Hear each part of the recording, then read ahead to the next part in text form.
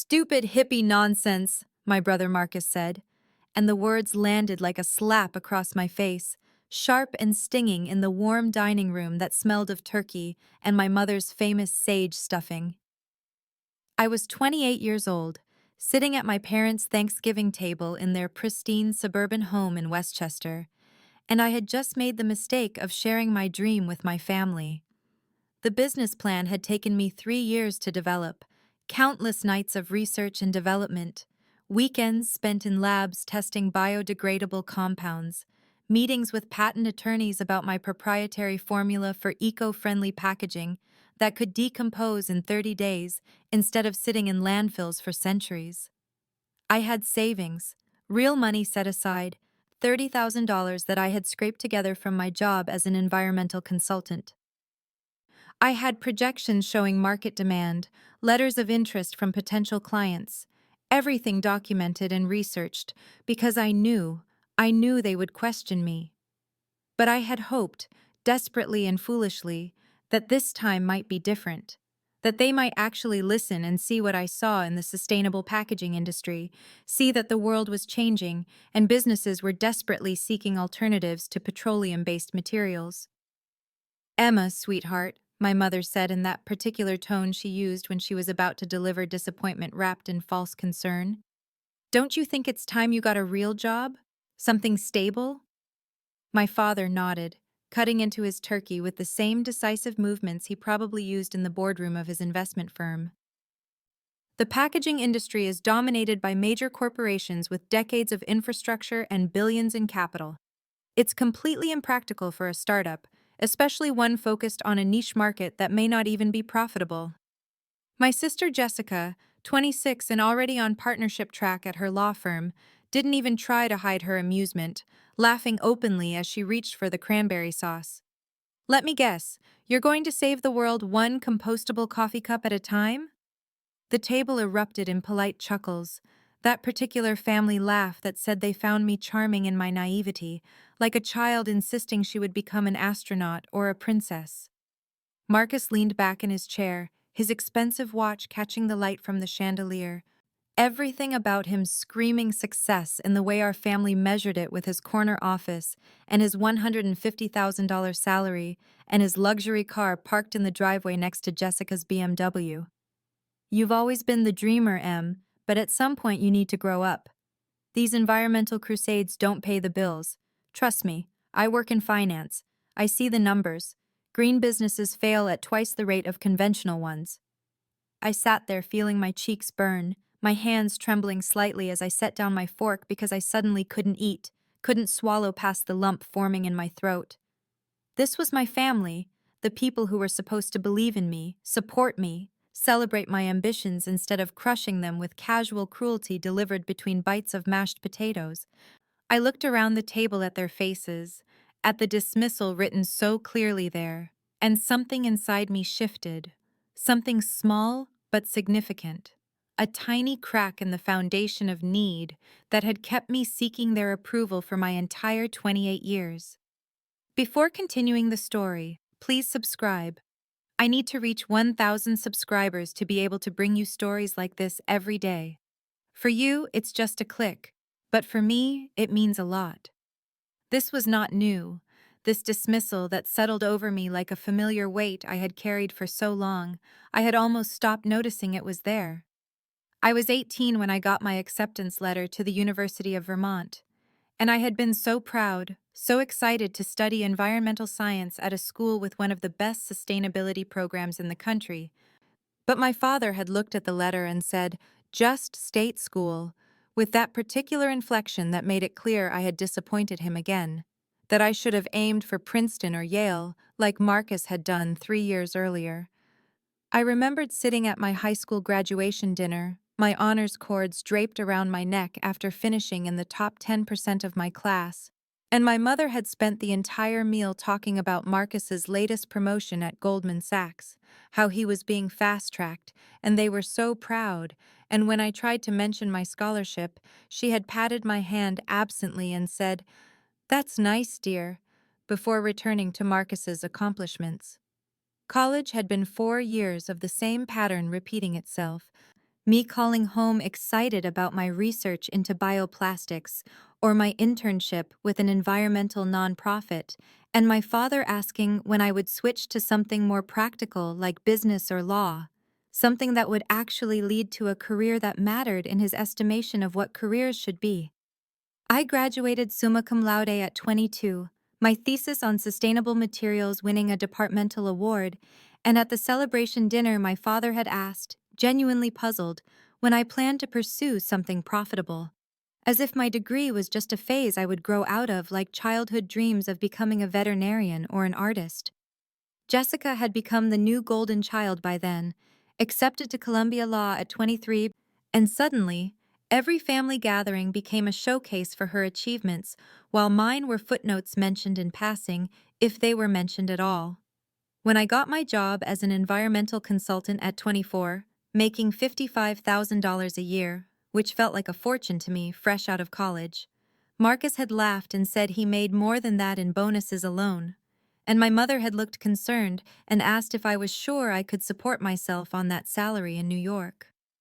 I had spent my entire 20s watching my family celebrate Jessica's law school graduation, Marcus's engagement to Caroline, his promotion to vice president, Jessica's job at Morrison and Bright, their new cars and their impressive apartments and their ascending trajectories that made sense to my parents in ways my path never had.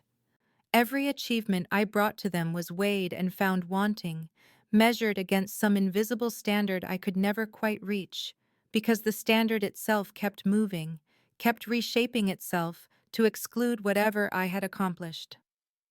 At 26, I had published a paper in an environmental journal about innovative packaging solutions, and my father had glanced at it and asked if it paid anything, as if the value of work could only be measured in immediate financial return. By 28, sitting at that Thanksgiving table watching them dismiss my dreams with casual cruelty, I realized that nothing I ever did would be enough for them, that I had been chasing approval from people who had decided long ago that I was the dreamer, the impractical one, the daughter who needed guidance back to reality rather than support for the reality I was trying to build. I drove back to my apartment in Brooklyn that Friday night after Thanksgiving, the traffic on the Cross Bronx Expressway giving me too much time to sit with my thoughts, with the humiliation that felt like it had seeped into my bones and settled there to stay. My studio apartment was small, just 450 square feet in Sunset Park that cost me $1,800 a month, but it was mine. And when I walked through the door at almost midnight, I felt something inside me finally crack open, not breaking but opening, like I had been holding my breath for years and could suddenly exhale. I made chamomile tea that I didn't drink, letting it grow cold on my desk while I pulled out the business plan I had spent 3 years developing, 247 pages of market research and financial projections and technical specifications for my patent-pending biodegradable packaging formula that could decompose in 30 days instead of centuries. The savings account statement showed $30,216, money I had saved from my consultant salary over 5 years, eating cheap meals, and living in this tiny apartment and saying no to vacations and new clothes because I was building toward something, toward this. My phone buzzed at 1 in the morning, and it was Maya, my best friend, since we were randomly assigned roommates at UVM freshman year, the person who had believed in me when no one else did, who had helped me run tests in the chemistry lab senior year when I was first developing the formula. "How bad was it?" she texted, and I called her instead of typing because I needed to hear a friendly voice, needed someone to remind me that I wasn't crazy for believing in this dream that my family had just torn apart with such casual cruelty. Maya answered on the first ring, her voice immediately alert even though it was late, and I told her everything, every dismissive comment and cruel laugh, and the way they had looked at me like I was a child playing dress-up in adult clothes. "Emma," she said when I finally stopped talking, and her voice was fierce in a way that made tears spring to my eyes. "You've been working on this for 3 years. The research is solid. The market analysis is solid. You have letters of interest from potential clients and a patent attorney who says your formula is genuinely innovative. Stop waiting for their permission. You're 28 years old, and you don't need your family's approval to build something meaningful. I sat there in my tiny apartment looking at my business plan and my savings statement and the patent application that was pending with the USPTO, and I realized she was right, that I had been holding back waiting for some blessing that was never going to come from people who had already decided I would never measure up to their definition of success. On Monday morning, I called 3 banks about small business loans, and by Monday afternoon, I had appointments scheduled for that week. On Tuesday, I filed the LLC paperwork for GreenCycle Solutions, the name I had chosen 2 years ago and had been too afraid to make official. On Wednesday, I met with the first bank and they said no. And on Thursday, the second bank said they needed more information. And on Friday, the third bank, a small credit union in Queens that specialized in sustainable business development, said they were interested and wanted to review my full application. I told no one in my family what I was doing, and that silence felt like freedom, like I was finally building something that was mine alone, something they couldn't diminish or dismiss because they would never even know it existed until it was too late for their opinions to matter. The loan approval came through on February 14th, Valentine's Day, which felt like some kind of cosmic sign, though I had never been one to believe in signs. $50,000 from the Queens Credit Union at 7% interest with a 5-year repayment term, and I signed the papers with hands that shook so badly the loan officer asked if I was okay, and I told her I was fine, better than fine. I was terrified and exhilarated and committed in a way I had never been committed to anything in my entire life. I found warehouse space in Long Island City, 800 square feet, in a converted industrial building that smelled like metal and old concrete and possibility, $900 a month, which seemed impossibly expensive, but was actually cheap for the area.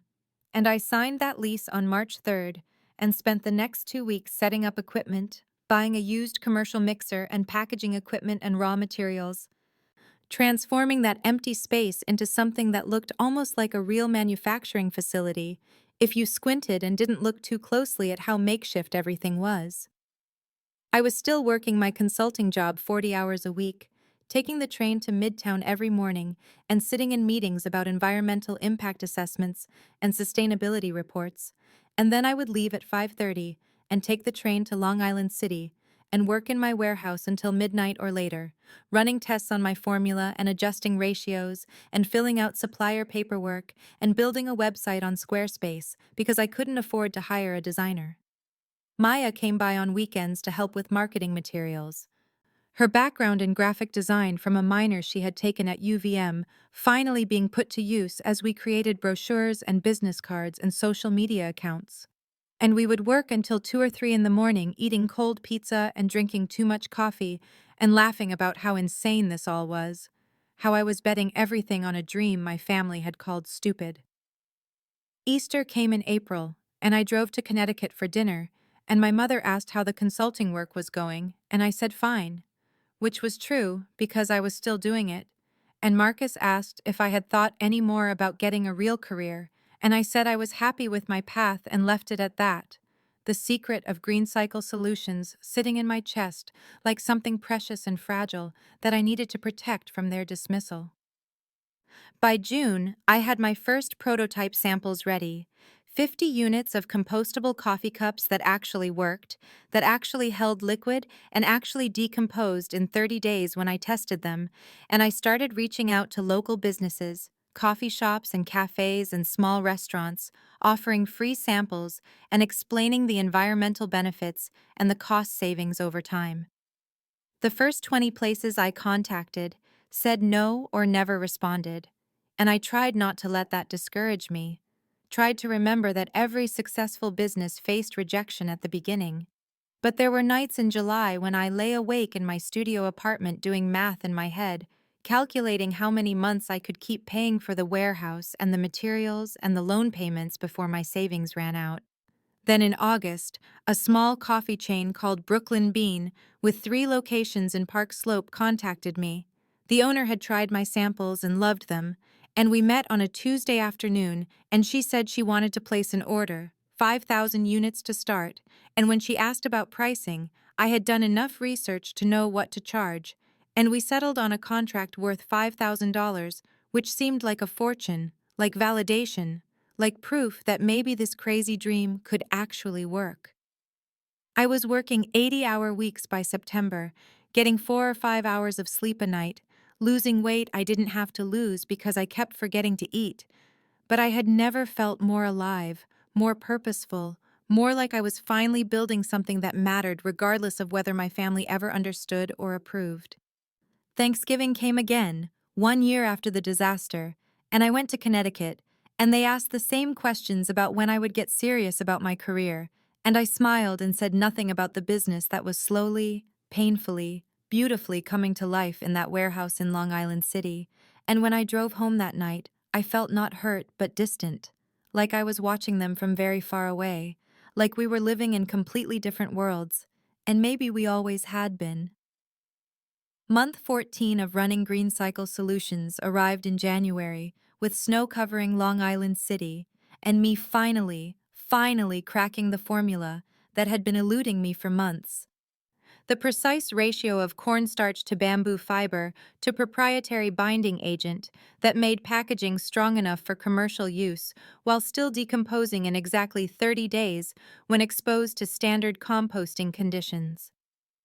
I filed the full patent application on January 23rd with my attorney, a woman named Patricia Chen, who specialized in green technology, and who told me this formula was genuinely innovative, potentially industry-changing, if I could scale production, and those words felt like oxygen after months of holding my breath, wondering if I was chasing something impossible.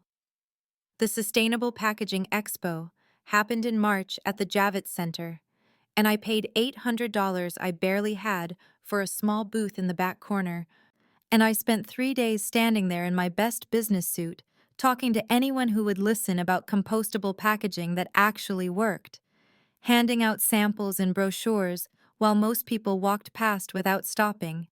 But on the third day, a man in his 50s paused at my booth and picked up one of my sample containers and asked detailed questions about decomposition rates and tensile strength and production capacity. His name was Robert Martinez, and he was the sustainability director for Fresh Harvest, a mid-sized restaurant chain with 47 locations across the Northeast.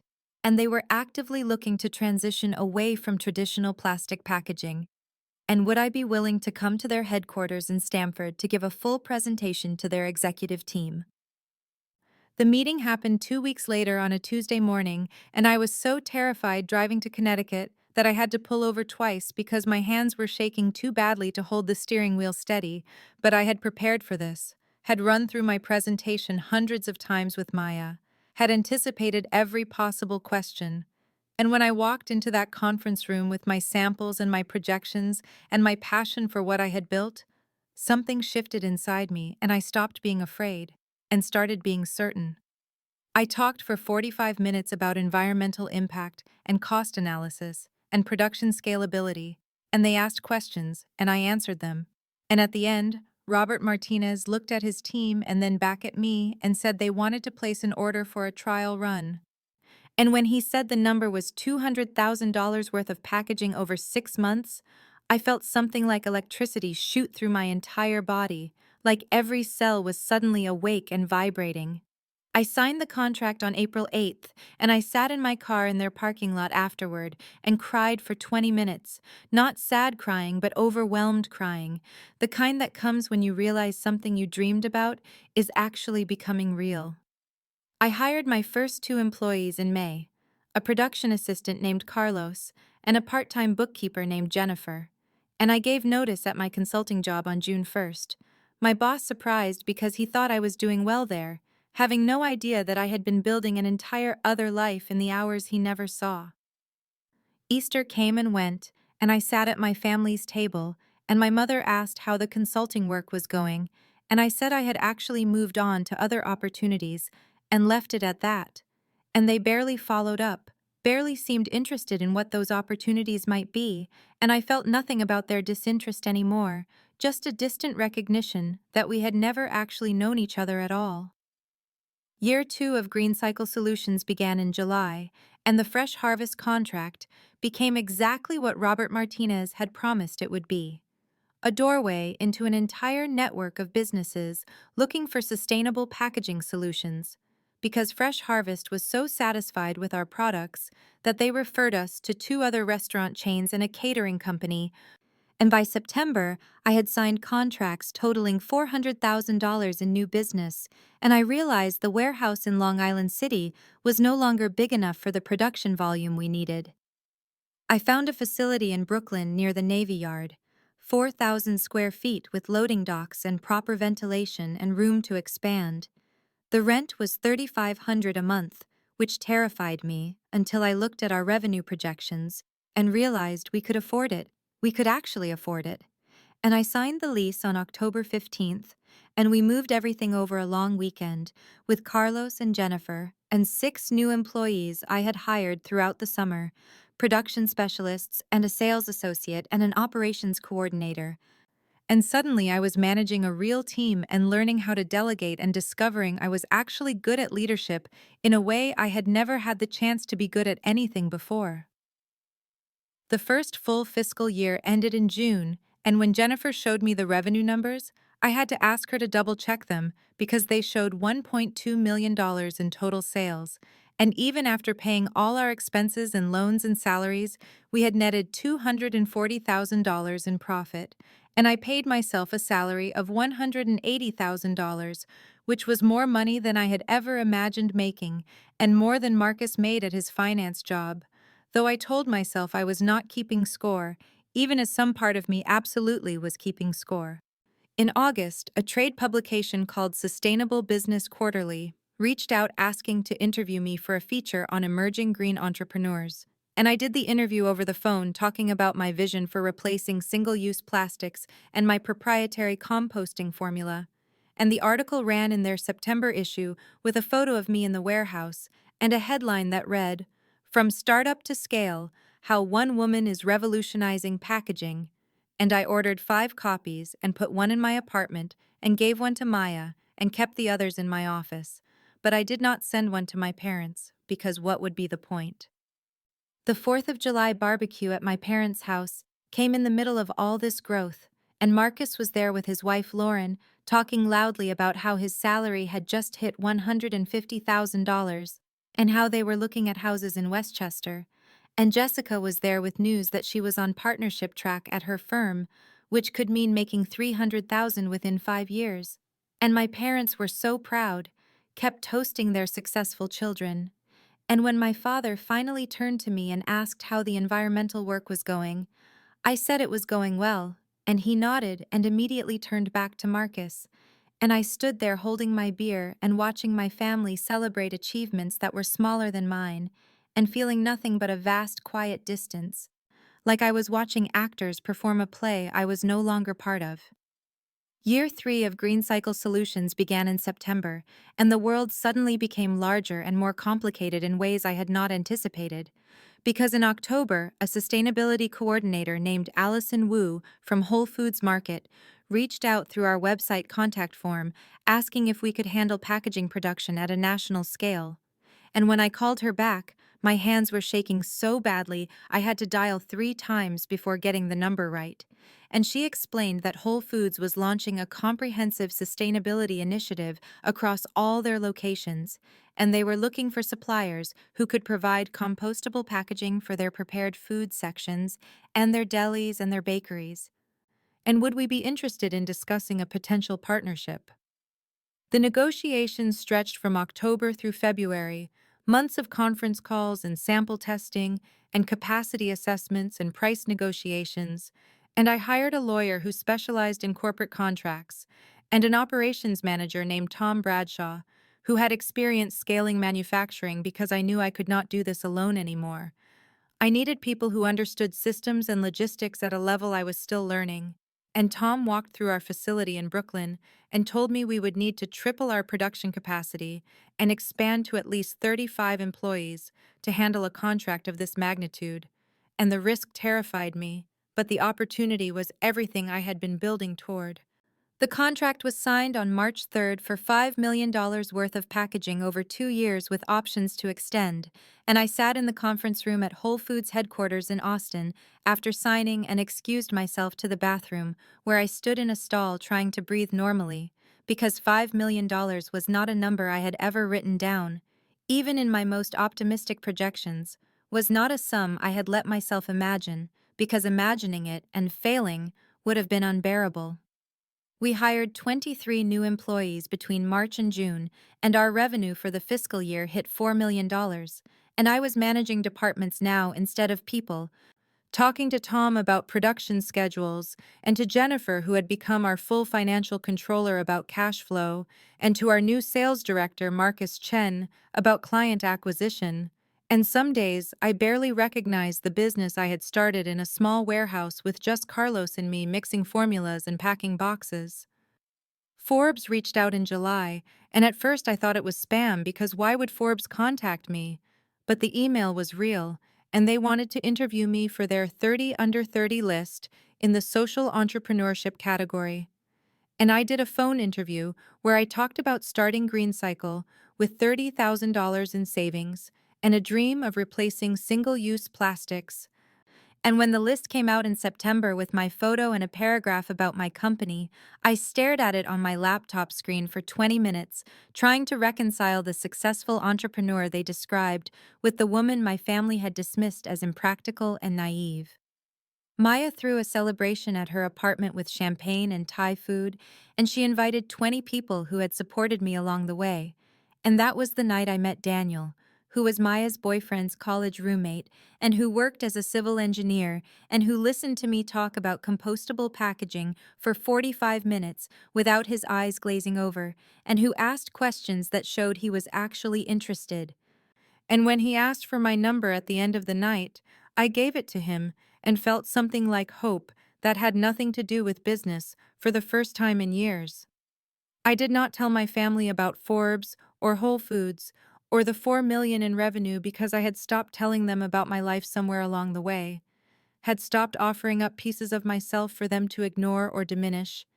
And when my mother called in October to invite me to Thanksgiving, I said yes because Daniel had encouraged me to maintain family connections, even though I had explained they had never really connected with me at all. And I drove to their house on Thanksgiving morning, wondering why I still came to these dinners, and knowing it was because some part of me still hoped they might finally see me, even though I was learning to stop needing them to.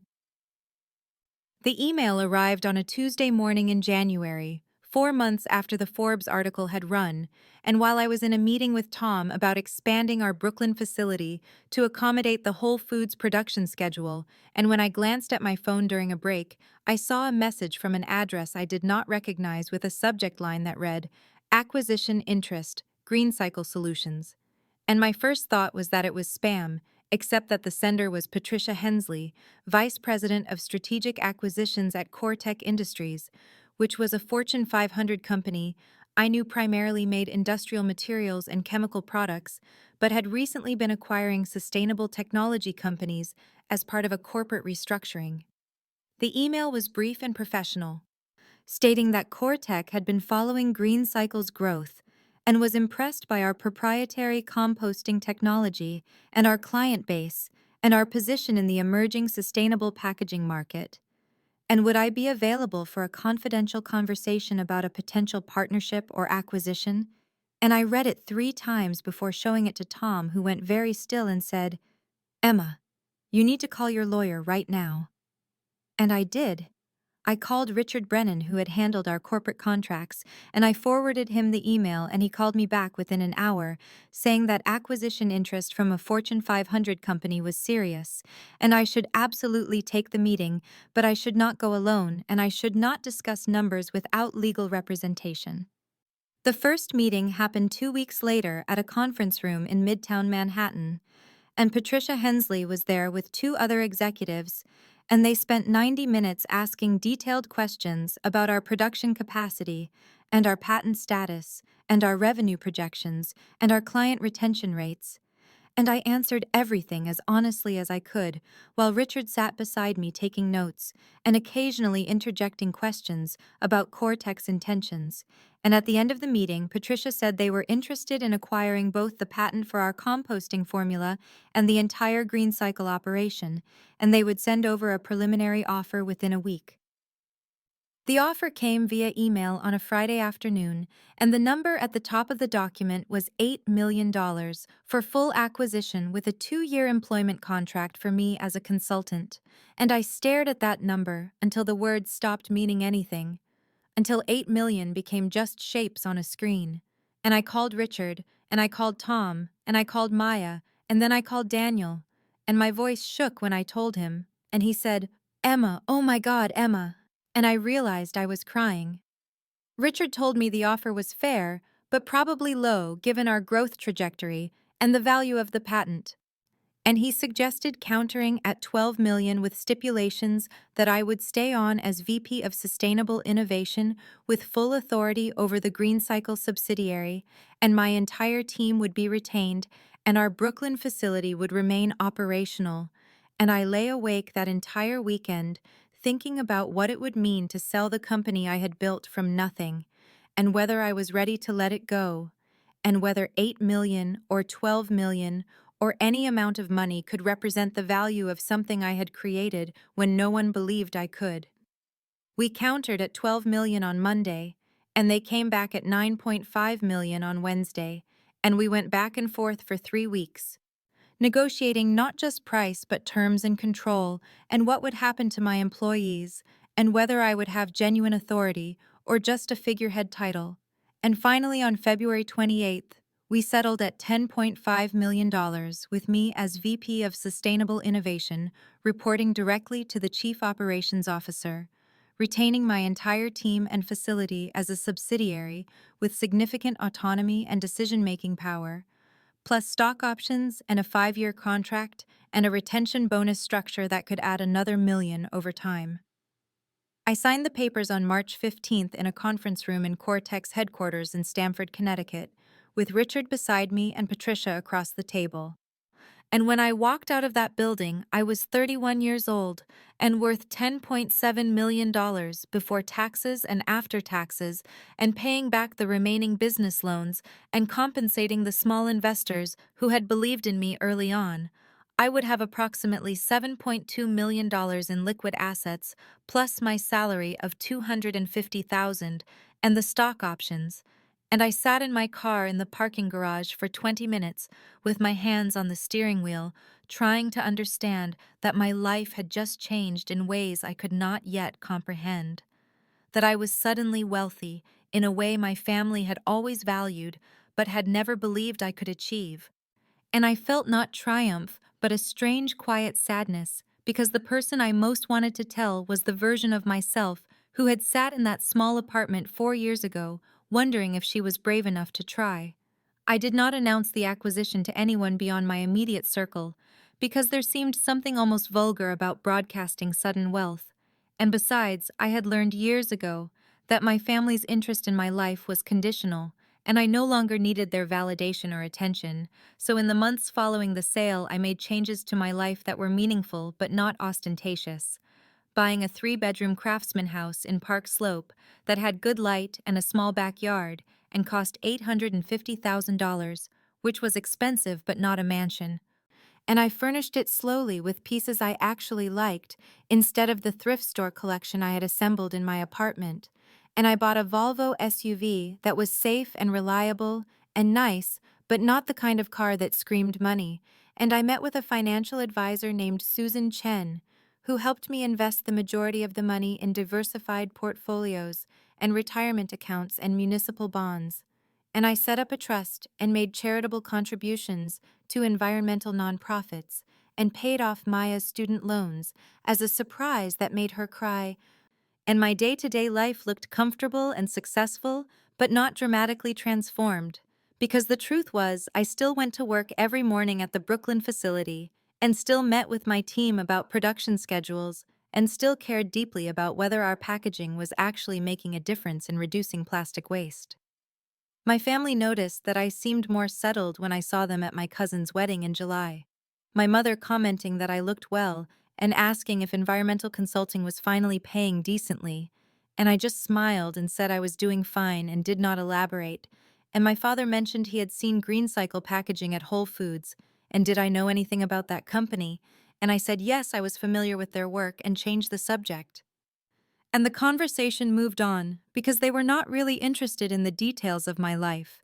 They were simply making polite conversation. And I felt nothing about their lack of curiosity anymore. Not hurt or anger, just a kind of distant acceptance that we were related by blood, but not truly connected. The GreenCycle subsidiary continued growing under the Cortec umbrella, and with their resources and distribution network, we expanded faster than I had dreamed possible, hiring throughout the summer until we reached 60 employees. And I loved going to work each day and seeing the facility humming with activity, and knowing that every piece of packaging we produced was one less plastic container in a landfill. And Daniel moved into the Park Slope house with me in August, and we adopted a rescue dog named Maple.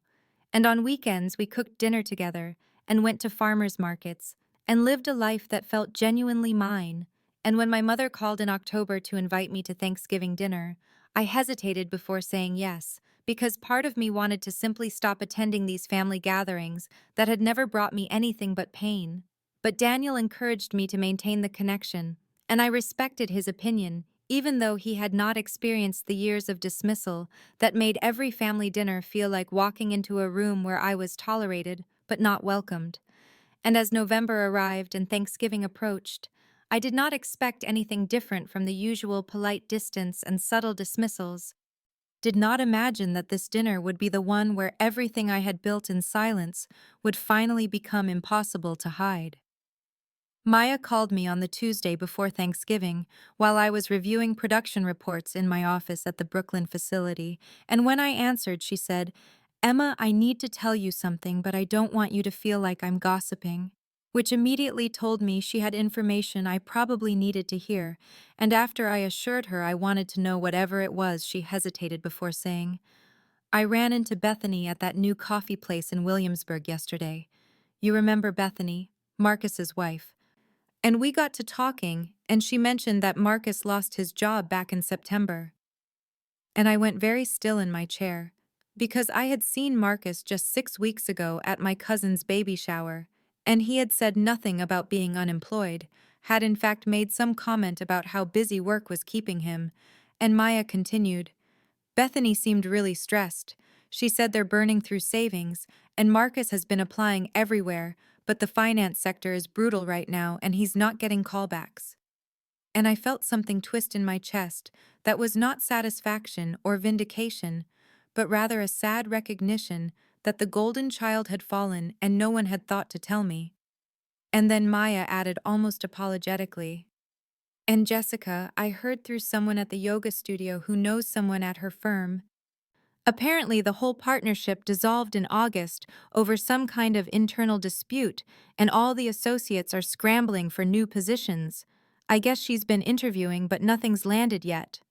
And I sat there processing that both of my siblings, the ones my parents had always held up as examples of real success, were quietly struggling while I had more money than I knew what to do with, and a career I loved, and a life that felt genuinely fulfilling. And I felt no triumph about their difficulties, only a distant sadness that we had never been the kind of family who supported each other through hard times, that even now, facing unemployment and financial stress, they had not reached out to me, probably because they assumed I had nothing to offer them, still thought of me as the dreamer sister who had never quite figured out how to be successful in ways they understood. Daniel asked me that evening while we were making dinner if I was planning to tell my family about GreenCycle and the acquisition at Thanksgiving, and I had been thinking about that question for weeks, without arriving at an answer. Because part of me wanted to simply show up and have a normal, quiet dinner without the complication of revealing how dramatically my circumstances had changed. And another part of me wondered if knowing about my success might actually help Marcus and Jessica, might give them options they did not currently have. but I also remembered Maya's words from years ago. You don't owe them anything, Emma. They never believed in you. And those words still felt true even though time and success had dulled the sharp edges of my hurt. And I told Daniel honestly that I was not sure what I would do, that I just wanted a peaceful Thanksgiving without drama or confrontation, wanted to eat turkey and make small talk, and leave without anyone's life being upended. And he kissed my forehead and said, "Whatever you decide, I support you." And I loved him for not pushing me toward either revelation or continued silence, for trusting that I would know what felt right when the moment came, though as it turned out, the moment would not be mine to choose at all. I arrived at my parents' house in Westchester at 2 o'clock on Thanksgiving afternoon, with Daniel beside me and a bottle of wine in my hands, and the same mixture of obligation and detachment I had felt at every family gathering for the past 3 years. And the moment my mother opened the door, I knew something was different, could see it in the tightness around her eyes, and the way her smile did not quite reach them when she said, "Emma, Daniel, so glad you could make it." And inside the house, the atmosphere felt strained in a way that had nothing to do with me for once. And when I walked into the living room, Marcus was standing by the window, looking thinner than I remembered, and there were shadows under his eyes that spoke of sleepless nights. And Jessica sat on the couch, scrolling through her phone with an intensity that seemed less like distraction and more like avoidance. And my father came in from the kitchen and greeted us with his usual handshake for Daniel and brief hug for me and asked how traffic had been, and I said fine. And we all stood there in that terrible, awkward silence that families create when everyone is pretending everything is normal. And dinner began at 3, with all of us seated around the same dining room table where 3 years ago they had laughed at my business idea. And the food was excellent as always, because my mother was nothing if not a meticulous cook. But the conversation felt like walking through a minefield, everyone carefully avoiding certain topics. And my father asked Daniel about his work as a civil engineer, and Daniel answered politely and asked Marcus about finance. And there was the briefest pause before Marcus said, "Mark, it's been tough this year," in a way that was technically true, but clearly evasive, and Jessica volunteered nothing about her law career, which was unusual because she typically loved discussing her cases, and my mother asked if anyone wanted more turkey, and we all said yes, even though no one had finished what was on their plates. And finally, after 20 minutes of this painful small talk, my father turned to me and asked, "So, Emma, how is work going for you?" And I recognized this as the polite question he always asked, the one that expected a brief positive answer that would allow the conversation to move on to more important topics. And I said, "Work is good," and started to reach for my water glass, intending to leave it at that. But then Marcus set down his fork and looked at me directly for what felt like the first time all evening and said, "Actually, Emma, what exactly are you doing now? Still that environmental stuff?" And there was something different in his tone, not the dismissive edge I had learned to expect, but rather a carefulness, almost a caution, as if he was genuinely asking rather than making polite conversation. And I felt Daniel's hand briefly touch my knee under the table in silent support, and I said, "Yes, I'm still in sustainable business." And Jessica suddenly leaned forward with an attention she had never shown toward my career before and asked, "Are you hiring?" The question hung in the air like something fragile and sharp at the same time, and I felt every eye at the table turn to me as Jessica leaned forward with an expression I had never seen on her face before, something that looked almost like desperation mixed with forced casualness.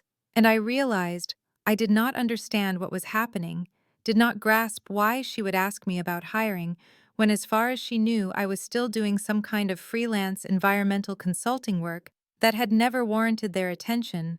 And I heard myself say, "What do you mean?" even though the words were perfectly clear.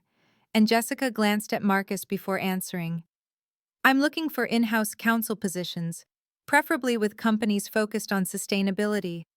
I heard those businesses are really growing right now, and I thought maybe you might know of opportunities or have connections." And there was something in the way she said it that made me understand she was swallowing significant pride to even ask me for help. Me, the sister whose career had never been worth discussing at family gatherings. And Marcus cleared his throat and added, I'm also exploring options in corporate finance, thinking about pivoting into the green economy sector. Seems like that's where growth is happening. And his voice carried that same careful quality I had noticed earlier. And I looked at both of them and saw what I should have seen immediately when I arrived. The signs of financial stress in Marcus's too careful grooming that could not quite hide his exhaustion, and Jessica's slightly outdated suit that she would have replaced by now if she still had her law firm salary. And my parents sat very still at the heads of the table saying nothing. But their silence was loaded with an awareness that I was just beginning to grasp.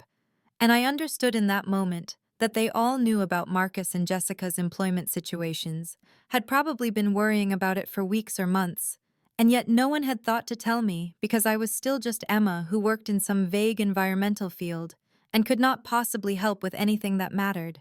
And I felt Maya's words from years ago echo in my mind. You don't owe them anything. And that was true. I did not owe them my success or my help or anything at all after years of dismissal and casual cruelty. But sitting there looking at my siblings who were clearly struggling and too proud to simply admit they needed help, I felt something unexpected wash over me, not anger or vindication, but rather a strange calm, a recognition that I had arrived at a crossroads I had not chosen, but could not avoid, and I had the power now to reveal the truth or to stay silent, to maintain my careful anonymity or to shatter their assumptions completely. And my father was watching me with a polite, expectant expression, waiting for me to say I would ask around or make some calls, still assuming I was on the margins of an industry where I actually stood at the center. And I felt Daniel's presence beside me, steady and supportive, without pushing me in any direction. And I realized that whatever I decided in the next few seconds would change everything, would either preserve the status quo, where my family continued to see me as less successful than I was, or would force a reckoning that 3 years ago I would have desperately wanted, but now approached with something closer to weary resignation. And I took a breath and felt the weight of all those years of being dismissed and overlooked and underestimated pressing against this single moment of choice. I set down my fork and felt the weight of 3 years of silence pressing against this moment. And I looked at Marcus and Jessica, waiting for me to say I would ask around or check with my contacts, still seeing me as peripheral to an industry where I actually stood at the center. And I heard my own voice say with a calmness that surprised me, actually, I own a sustainable packaging company. Well, owned. I sold it to a Fortune 500 company last year, but I still run it as a VP of Sustainable Innovation. And the silence that followed was so complete and total that I could hear the kitchen clock ticking from the next room, could hear my father's breath catch, could see his fork freeze halfway to his mouth as if time itself had stopped, and my mother's face showed a confusion so profound it was almost comical, her eyes moving from me to Daniel, as if he might explain what I had just said, as if the words made no sense in any language she understood. And Marcus and Jessica exchanged a glance that held disbelief and dawning comprehension, and something that looked almost like fear. And finally Marcus said, "What do you mean, sold it?" And his voice was careful, testing, as if I might be joking or confused or lying, and I felt Daniel's hand find mine under the table and squeeze once in support. And I kept my voice level and calm because I had nothing to prove anymore. Had already proven everything to the only person who mattered, which was myself. And I said, I started the company 3 years ago, right after Thanksgiving dinner when you all told me my business idea was stupid hippie nonsense. And I watched those words land, watched my father's face change as he remembered that conversation, and I continued, I bootstrapped it with my savings and a small business loan, spent the first year working nights and weekends while keeping my consulting job, built it into a viable business with real clients and real revenue, and by year 2 we were generating $1.2 million annually. And the numbers seemed to hit them physically. I could see Jessica lean back slightly as if pushed, and Marcus had gone very still in the way people do when processing information that contradicts everything they thought they knew. And I kept going because now that I had started, I needed them to understand the full scope of what they had missed while they were dismissing me at every family gathering. By year 3, we were doing $4 million in revenue with 35 employees, and we had a patent on our proprietary biodegradable packaging formula. And that's when the Fortune 500 company approached us about acquisition.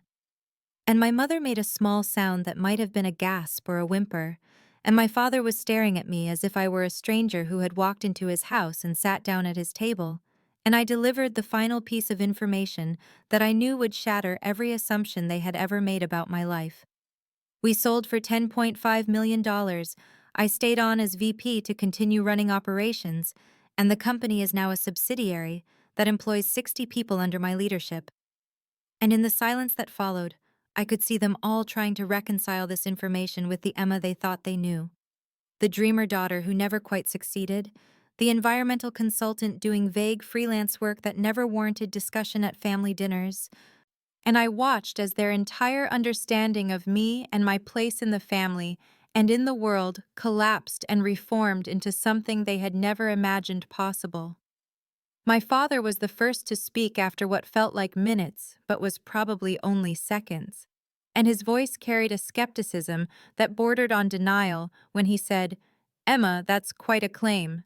Do you have any proof of this?" And I understood that they needed concrete evidence because the story I had just told them contradicted everything they believed about me so completely that their minds were rejecting it as impossible. And I pulled my phone from my purse with hands that were remarkably steady, considering the adrenaline coursing through me, and opened the Forbes website and navigated to the article that had been published 8 months earlier.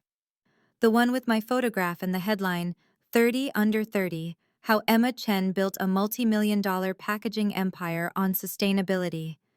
And I passed the phone to my father and watched his face as he read, watched his eyes move across the screen with an expression that shifted from skepticism to confusion to something that looked like shock.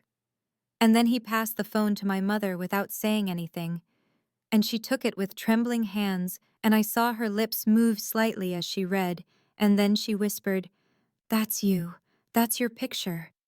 As if she needed confirmation that the woman in the professional headshot was actually her daughter. And Jessica reached across the table with uncharacteristic urgency and said, "Let me see."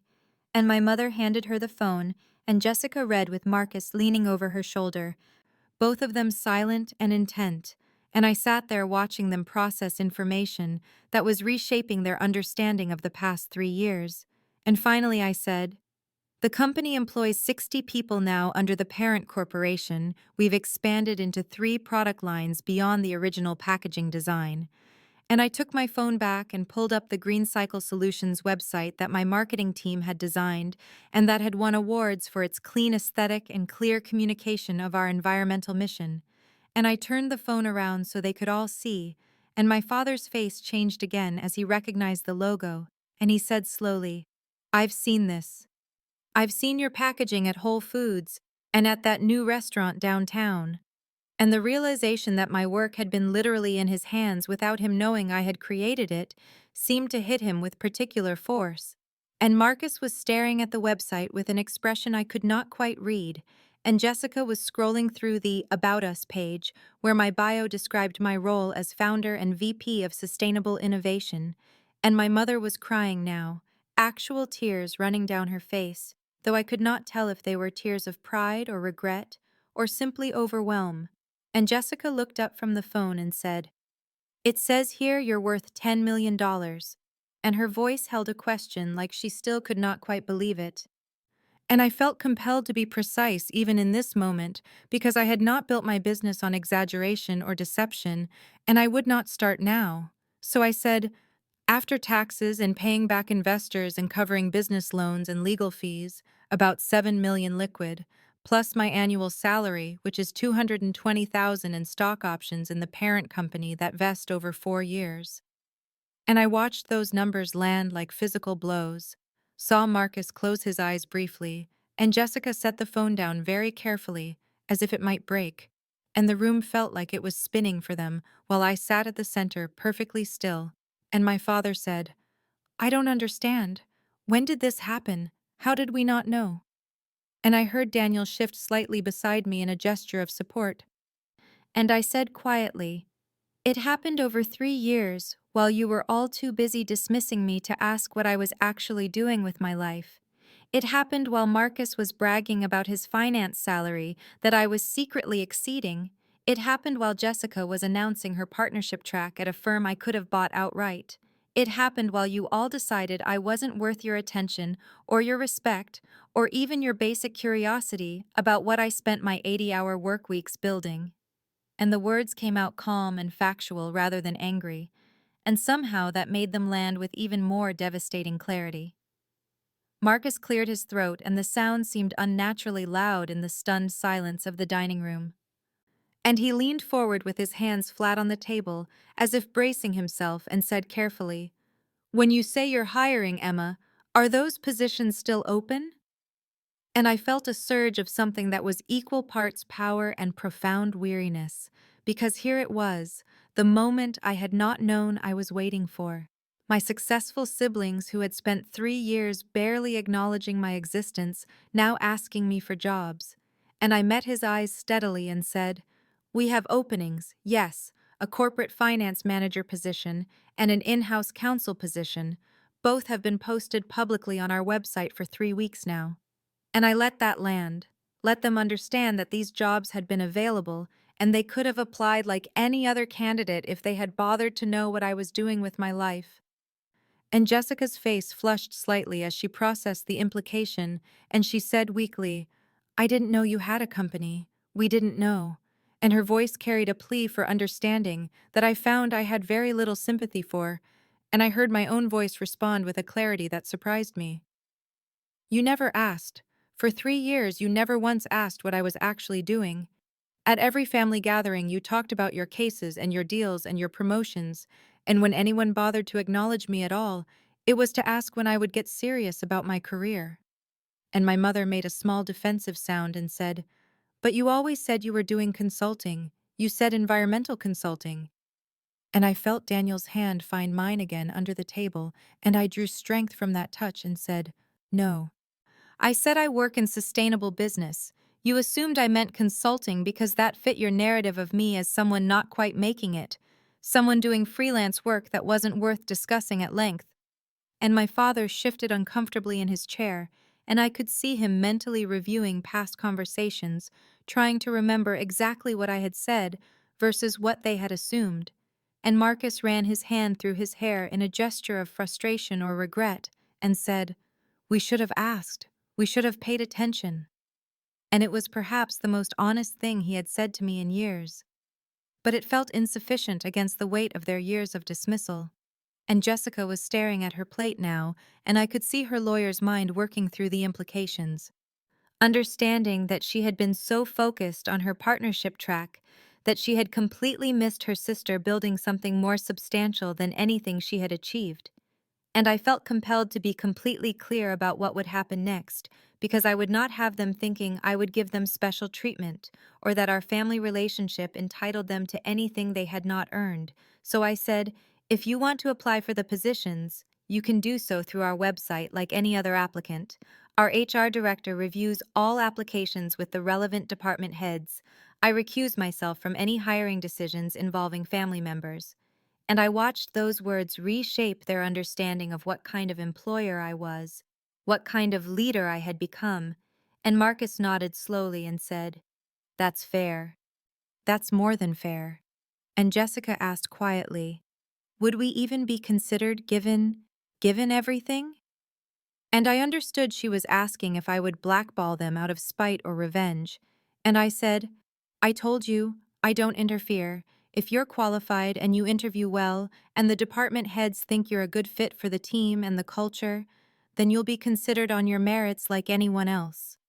And the phrase "on your merits" seemed to echo in the room, because it was perhaps the first time I had ever suggested they might need to prove themselves rather than having their worth assumed. And my mother was crying harder now, and my father looked like he had aged 10 years in the past 20 minutes, and I sat there feeling strangely calm, strangely centered, because I had nothing left to prove to these people, and that freedom was more valuable than any amount of money in my bank account. My father was the one who tried to redirect the conversation, and his voice carried a forced brightness that felt almost desperate when he said, "Emma, this is wonderful news. We're so proud of you." And something inside me that had been wound tight for 3 years suddenly snapped, not into anger, but into a crystalline clarity that made my voice come out steady and controlled when I said, "Are you proud, Dad? Are you really? Because 3 years ago at this exact table you called my business idea impractical and told me I was wasting my education and my potential on stupid hippie nonsense." And I saw him flinch at his own words being reflected back to him. And I turned to my mother, whose tears were flowing more freely now, and I said, "And you told me I needed to get a real job. You said I was being childish and unrealistic. You asked when I would grow up and join the real world." And my mother opened her mouth to respond, but I was not finished because these words had been building for years, and now they needed to come out. And I looked at Marcus, whose face had gone pale, and I said, "You laughed at me. You said I was playing at business while you were making real money. You told Jessica that I would come crawling back to corporate work within 6 months because I didn't have what it takes." And Marcus could not meet my eyes. And I turned to Jessica, who was staring at her plate with an intensity that suggested she wished she could disappear. And I said, "And you just laughed. You thought it was funny that I wanted to build something. You made a joke about how I could make packaging for my participation trophies." And I remembered every single cruel comment from that Thanksgiving 3 years ago with perfect clarity, because pain has a way of engraving memories into your mind, and my voice remained level and calm, which somehow made the words land with even more force. And I said, "So no, I don't think you're proud of me. I think you're shocked and maybe embarrassed that you were so completely wrong about me. And I think if I had failed the way you all expected me to, you would have felt vindicated, and you would have said, 'I told you so,' and suggested I go get an MBA or apply to corporate jobs like I should have done from the start." And the silence that followed was different from the earlier silences, because this one was heavy with the weight of truth they could not deny. And my mother was crying in earnest now, and she said weakly, "We didn't mean it like that. We were just worried about you." But I shook my head and said quietly, "You meant exactly what you said. You always did. I was never good enough because I didn't fit into your definition of success. Because I cared about environmental impact more than salary. And because I wanted to build something rather than climb someone else's ladder." And I felt Daniel's hand squeeze mine under the table in support, and I drew strength from that and continued, "I was never the disappointment you thought I was. I was exactly who I needed to be. You just couldn't see it because you were too busy deciding I wasn't worth your respect, or your attention, or even your basic curiosity." And those words hung in the air like an indictment that none of them could refute. My father started to say something that might have been an apology, and his mouth opened and closed several times as if he was trying to find words adequate to the moment but could not locate them. And my mother was wiping at her eyes with her napkin, leaving small mascara smudges on the white linen, and she said, "Emma, honey, we made mistakes. We didn't understand what you were trying to do." And the word mistakes felt so inadequate for 3 years of systematic dismissal that I almost laughed. But the sound died in my throat, and I realized I was watching my parents process in real time that their daughter, who they had written off as the family disappointment, was actually the most financially successful of all their children. That the business idea they had mocked as stupid hippie nonsense had generated millions of dollars and employed 60 people and been featured in Forbes. And I could see them trying to reconcile the Emma they had constructed in their minds with the Emma sitting before them. And Marcus cleared his throat and said quietly, "I need to say something." And when I looked at him, I saw something in his face I had never seen before, a vulnerability that made him look younger and more honest. And he said, "I was jealous, Emma. I've been jealous of you since we were kids." And that confession surprised me enough that I stayed silent and let him continue. And he said, "You always had this passion for what you cared about. You believed in things. You wanted to make a difference. And I just chased money. I picked finance because it paid well, and because Dad respected it, but I never loved it the way you love what you do. And when you talked about your business idea, I saw you had something I didn't have, and instead of being happy for you, I tried to tear you down because it was easier than admitting I had lost sight of everything that mattered. And his voice cracked slightly on those last words. And I saw that he meant it. That this was perhaps the most genuine thing my brother had ever said to me. And Jessica was crying now too. And she said, "I'm sorry, Emma. We treated you terribly. I treated you terribly. I was so focused on making partner and proving myself that I didn't even see you. I didn't see what you were building, or how hard you were working, or how much courage it took to strike out on your own." And I sat there absorbing these apologies and feeling a complicated mix of emotions because part of me appreciated their words and part of me felt they were insufficient payment for years of dismissal and hurt. And I understood in that moment that I was not interested in revenge, that I did not want to hurt them the way they had hurt me, but I was also completely done seeking their approval or validation. And I said with a calmness that came from deep certainty, "If you want to apply for the positions at my company, you need to do it through proper channels. Submit your applications through the website. My HR director will review them with the department heads. I won't interfere either way. You'll be evaluated on your qualifications and your fit with our culture like any other candidate." And I saw them understand that I was offering them an opportunity, but not preferential treatment, that they would have to prove themselves worthy on their own merits. And my father said, "That's more than fair, Emma. That's more than we deserve." And for once I agreed with him completely. I needed air, and I needed space, and I needed to be anywhere but in that dining room with the weight of 3 years of pain and vindication pressing down on my chest. So I stood up from the table without excusing myself and walked through my parents' house to the back door that led to the deck where I had spent so many childhood evenings. And the November air was cold enough to bite at my skin through my sweater, but I welcomed the shock of it because it helped ground me in my body after a conversation that had left me feeling almost disconnected from reality. And I stood there gripping the deck railing and looking out at the darkened backyard and trying to process what had just happened. And I heard the door open behind me and tensed, thinking it might be one of my parents, but it was Daniel's voice that said quietly, "Hey." And I turned to see him holding my coat, which he draped around my shoulders, before pulling me into his arms. And I realized I was shaking slightly, not from cold, but from adrenaline, from the accumulated tension of confrontation and revelation, and years of hurt finally being spoken aloud. And Daniel held me without saying anything, because he understood that sometimes silence is more supportive than words. And through the sliding glass door, I could see my family still sitting at the table, in what appeared to be intense discussion, their heads bent close together, hands gesturing. And I wondered what they were saying to each other now that I was not there to hear it. And my phone buzzed in my pocket, and I pulled it out to see a text from Maya that said simply, "How'd it go?" And I typed back with shaking fingers, "Told them everything." And her response came immediately, 3 exclamation points followed by, "Call me later, I need details." And I smiled despite everything, because Maya had been with me through this entire journey, and she deserved to know how it had ended. And Daniel said quietly, "You okay?" And I nodded against his chest and said, "I think so. I don't know. That was harder than I expected."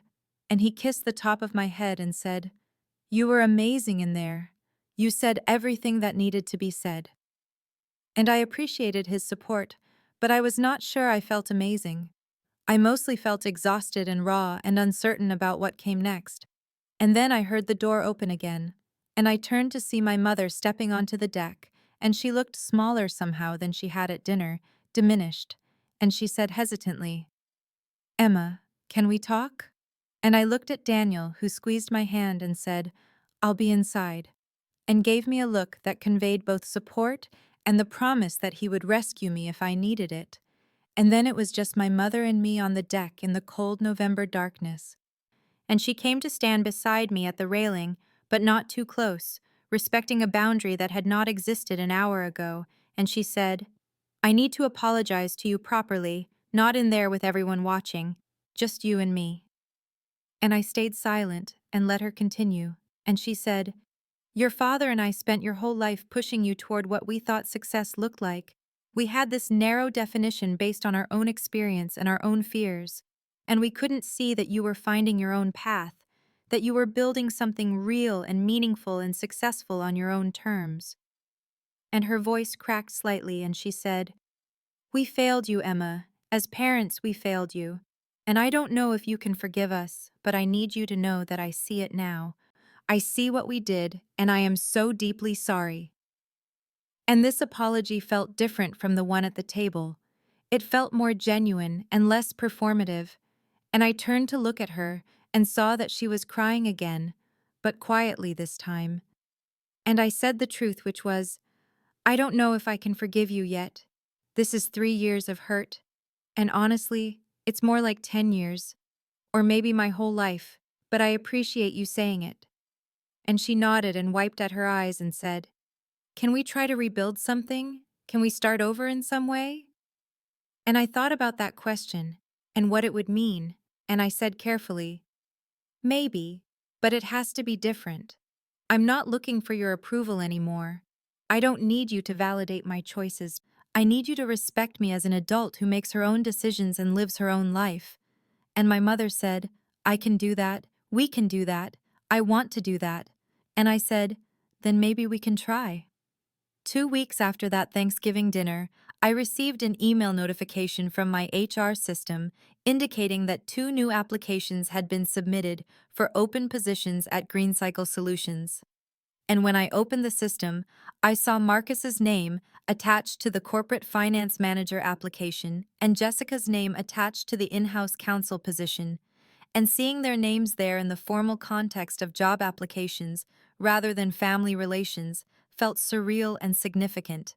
And I immediately sent an email to Jennifer, my HR director, and to the relevant department heads explaining that I had a personal relationship with 2 applicants and would be recusing myself entirely from the hiring decisions. And Jennifer replied within an hour saying she understood and would handle everything according to standard protocol. And over the next week, I had to actively stop myself from asking about the process or checking on the status of their applications, because I had meant what I said about not interfering. And Jennifer told me later that both Marcus and Jessica had come in for interviews and had been professional and qualified and notably humble. And the department heads debated the decisions carefully because they knew these were my siblings, even though I had not been part of the discussions. And ultimately, both Marcus and Jessica received offers. Marcus because his finance background was genuinely strong despite losing his previous position, and because he had been honest in his interview about needing a reset and wanting to work somewhere mission-driven. And Jessica because her legal credentials were excellent, and the firm dissolution had been due to partner conflicts rather than any fault of her own, and because we genuinely needed someone with her specific experience in corporate environmental law. And both offers were at standard market rate for their positions, which was actually slightly less than what they had been making before. And when Jennifer told me the decisions had been made, I felt a complicated mix of relief and apprehension, because now my siblings would be working at my company, and I was not sure how that would feel day to day. And their first day was in early December, and I made a point of not being in the main office that morning because I wanted them to go through normal onboarding without the awkwardness of my presence. And Maya, who knew everything, told me later that both of them had been quiet and professional and had seemed genuinely grateful for the opportunity. And over the following weeks, I would occasionally see them in the building, and we would exchange polite greetings. But I made sure they understood that at work, I was their VP and not their sister. And slowly through the reports I received from their managers, I learned that they were doing good work and fitting into the culture. And I heard from multiple employees who did not know about my family connection that the new finance manager seemed really committed to understanding sustainable business models, and the new counsel was incredibly thorough and had already identified several important compliance issues we needed to address. And I realized that working at GreenCycle was changing them the way it had changed me. that seeing every day what we built and why we built it, and the impact we had was shifting their understanding of what meaningful work looked like. And one evening, about 6 weeks after they started, I was working late and ran into Marcus in the hallway, and he stopped and said, "Emma, can I talk to you for a minute?" And I tensed slightly, but nodded, and he said, "I just wanted to say thank you. And I wanted you to know that working here has shown me what I was too blind to see before. You built something real and important, and I'm grateful to be even a small part of it." And his sincerity was evident, and I felt something in my chest loosen slightly, and I said, "You're doing good work, Marcus. Your manager says you've been an asset to the team." And he smiled, and it was a different smile than I had seen from him before, less competitive and more genuine, and I thought that maybe this was what rebuilding looked like, not dramatic reconciliation, but small moments of mutual respect, slowly accumulating into something that resembled a healthier relationship. 6 months passed, and spring turned to summer, and life settled into something I had never quite experienced before, which was a sense of peace that came not from external validation, but from knowing deep in my bones that I had built something meaningful, and that my worth was not dependent on anyone else's recognition of it, and my family relationships had evolved into something I could only describe as cautiously positive, bounded by clear lines that I had drawn and maintained. And Marcus and Jessica continued to work at GreenCycle and had proven themselves to be genuinely good employees who took their roles seriously and contributed real value to their teams. And I heard through their managers that both of them spoke about the company with pride and talked about how working somewhere mission-driven had changed their perspective on what professional success actually meant. And my parents made efforts now to really know me, calling to ask about my work, not in a dismissive way, but with genuine interest, attending a speaking engagement where I presented on sustainable business practices. And my mother had even started using our packaging products exclusively and telling her friends about the company. And while I appreciated these gestures, I was also clear-eyed about the fact that they were making these efforts now because I had achieved success in terms they finally understood, and I had made my peace with that limitation, because I had learned that you cannot control why people choose to respect you. You can only control whether you need their respect in order to respect yourself. And the answer for me was no. I did not need it anymore. And that freedom was worth more than the $7 million in my investment accounts. And my business continued to thrive, and we were launching a new product line of compostable food service items that had already generated significant pre-orders, and my team had grown to 75 people, and the culture we had built was something I was genuinely proud of. And Daniel and I had gotten engaged in April on a weekend trip to the coast, where he proposed on a quiet beach at sunset, and I had said yes, while crying happy tears, because I had found someone who had believed in me even before I proved anything to anyone, and Maya had accepted my offer to become Chief Operating Officer because she had been with me since the beginning and understood the vision as well as I did. And as Thanksgiving approached again, I decided to host it at my house for the first time. The house I had bought after the acquisition that was lovely and comfortable and filled with light. And I invited my family, but I also invited Maya and Daniel's family, and several of my employees who I knew did not have nearby family, and two of my former professors who had supported me when I was first developing the packaging formula. And the day arrived, and my house filled with people and the noise of conversation and laughter. And as I stood in my kitchen basting the turkey I had somehow successfully cooked, I looked through the doorway into the living room and dining room and saw Marcus talking animatedly with one of our production managers about a cost efficiency idea, and Jessica laughing at something Maya said, and my parents sitting with Daniel's parents looking relaxed and happy. And Daniel catching my eye and smiling at me with so much love that I felt my chest tighten. And I thought about that Thanksgiving 4 years ago when I had sat at my parents' table feeling small and dismissed and stupid. And I thought about the journey from that moment to this one. And I realized that what I had been seeking all along was not vindication or revenge or even recognition. What I had been seeking was the knowledge that I was enough exactly as I was, that my vision and my passion and my work had value regardless of whether anyone else saw it, and I had found that knowledge not through their eventual acknowledgement, but through the daily act of building something I believed in and watching it grow and impact the world in small but meaningful ways. And standing there in my kitchen surrounded by people I loved, and people who respected me, and people who had become family by choice rather than by blood, I understood finally and completely that I did not need their validation anymore because I had my own, and that had always been the point.